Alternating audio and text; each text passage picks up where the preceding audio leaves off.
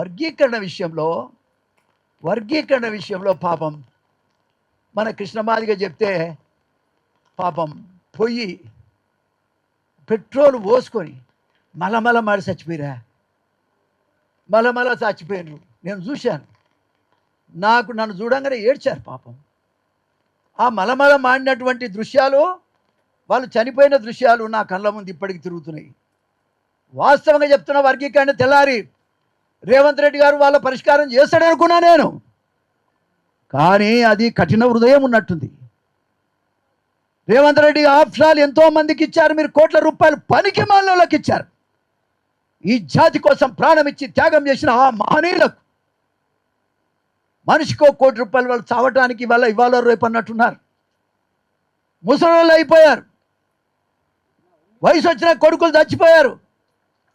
మా పరిస్థితి ఏమిటని పాపం ఎవడు రాక, ఎవడు ఓదార్చక వాళ్ళు డెత్ బెడ్ మీద ఉన్నట్టుగా ఉన్నారు. నేను అడుగుతున్నా, మొన్న అందశ్రీ మీటింగ్లో కూడా చెప్పిన, అయ్యా మా కులానికి, మా జాతి కోసం చచ్చిన ఆ మహనీయులు వాళ్ళకే అంకితం వర్గీకరణ, ఇవ్వండి కాదు వాళ్ళే. అటువంటి మహనీయులకు వాళ్ళు ఒక 5 మంది ఉన్నట్టున్నారు. 5 మందికి 5 కోట్లు ఇవ్వమని అడిగాను. వాళ్ళ ఇంటికో ఉద్యోగం ఇవ్వమని అడిగాను. ఒక స్తూపం కట్టుకుంటామయ్యా వాళ్ళ పేరు మీద అడిగా మేము మా జాతి పక్షాన.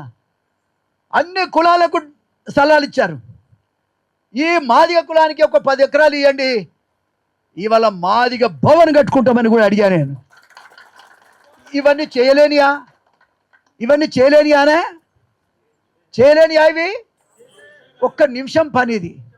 మొన్న ఎవడో చెప్తున్నాడు, మొన్న ఎంప్లాయీస్ మీటింగ్ పెట్టి, మన మాదిగోళ్ళు ఎంప్లాయీస్ మీటింగ్ పెట్టి, ఏందది కాదు, వాళ్ళకు ఉద్యోగాలు అవుట్ సోర్సింగ్ కింద ఇస్తారట. అవుట్ సోర్సింగ్ అంటే ఎప్పుడైనా కూడా వీకొచ్చు. అటువంటి ఉద్యోగం అనే మాకు కావాలి, మాకొద్దు. ఇస్తా పర్మనెంట్ ఉద్యోగం ఇవ్వండి మీరు. ఎవడబ్బా సొమ్ము ఎవడెవడికో ఇస్తున్నారు మీరు. రేపటి నుంచి ఆ లెక్కలు కూడా చెప్తాను. నేను అనేది ఏంటంటే, అరే ఎవరెవరికో పెద్ద పెద్ద భూములు, వేల కోట్ల రూపాయల భూములు మీరు క్లియర్ చేస్తున్నారు. వాళ్ళు మీరు షేర్ చేసుకొని పంచుకుంటున్నారు. మేము రేవంత్ రెడ్డి గారికి ఒకటే ఈ సందర్భంగా నేను తెలియజేస్తా ఉన్నా, నీకు మేము వ్యతిరేకం కాదు, కానీ మా డిమాండ్స్ కనుక సక్రమంగా చేయకపోతే మీరు గవర్నమెంట్లో ఉండరనే చెప్తున్నాను నేను. ఉండనీయం, మా మాటకు విలువ లేకపోతే మిమ్మల్ని ఉండనీయమయ్యా. ఇది గమనించాలి మీరు. మోత్కుపల్లి నరసింహులు అంటే ఇంట్లో బండి రాలే లీడర్. నేనేమి ఇంట్లో బండి రాలేదా? 30 ఏళ్ళు ఎమ్మెల్యే, మీ పెత్తందారుల మీదనే గెలిచిన, అది కూడా చెప్తాను నేను. ఇవాళ అమాయకులను చేసి ఆట ఆడిస్తున్నారు అందరినీ. ఇది మంచి పద్ధతి కాదు. కాబట్టి డబ్బులు ఉన్నటువంటి వాళ్ళకే అన్ని వసతులు ఇస్తే పేదోడు సంగతి ఏందని నేను అడుగుతున్నా. కాబట్టి మీరంతా కూడా రేవంత్ రెడ్డి గారు ఆలోచించాలి. మేము చెప్పాం, అయ్యా నువ్వు వర్గీకరణ సుప్రీంకోర్టు ఇచ్చింది, సరే దేశమంతా ఇచ్చింది ఆ జడ్జిమెంటు, సరే ఆయన కూడా కొంత మనకు సాయం చేయడం ఆ విషయంలో, దాంతో మనకు కడుపుతుందా? ఏమండి, ఓ నువ్వు ఇచ్చినప్పుడు నోటిఫికేషన్ 9 మంది వస్తారు మా వాళ్ళు, ఆ టెండర్లు అనుకో, ఇంకేదన్నా అనుకో. కానీ ఇదా పద్ధతి? అట్లా కాదు. ఓకే, నీకు గౌరవం ఇచ్చేంత ఇచ్చాం.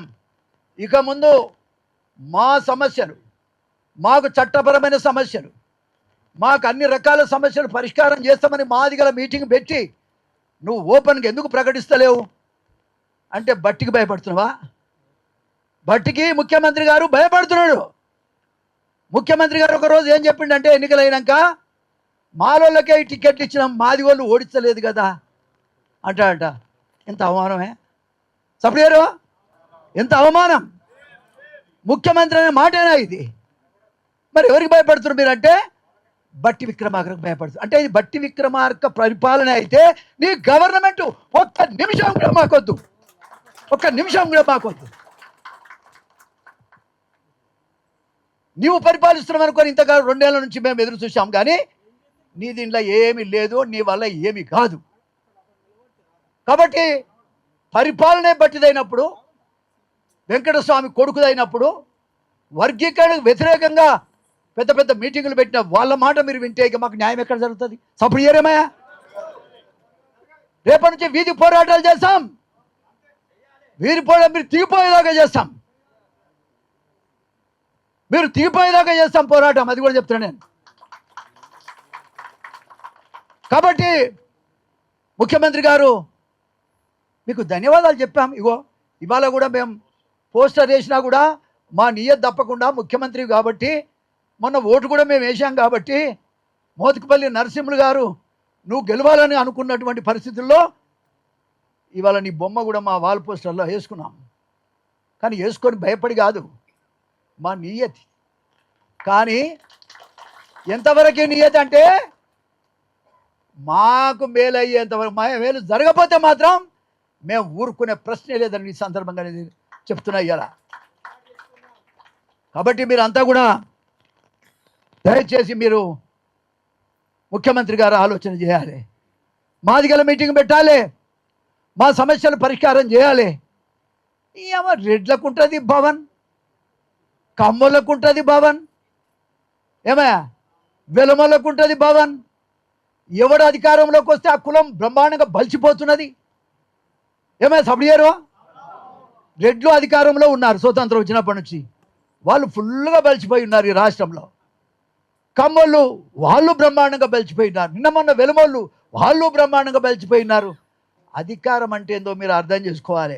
అధికారానికి ఎవరి దగ్గరుంటే వా కులమే బాగుపడుతుంది, అది అంబేద్కర్ చెప్పిన మాట. ఇప్పుడు అధికారం దగ్గరున్న కులం మాలోళ్ళు, మాల వాళ్ళు, అందుకే వాళ్ళు బలపడిపోయినరు, అందుకే శక్తిమంతులు అయినరు. ఇలా బ్రహ్మాండంగా అయిపోయింది. వెంకటస్వామి గారు గతంలో ఉండే పెద్ద ఆయన పాపం 6 పార్లమెంట్ ఉంటే 6 కూడా వాళ్ళే తీసుకురాయా, మనకు ఒకటి కూడా ఇవ్వలేదు. అట్లా ఎన్నో సందర్భాలు ఉన్నాయి అడిగేటో లేక.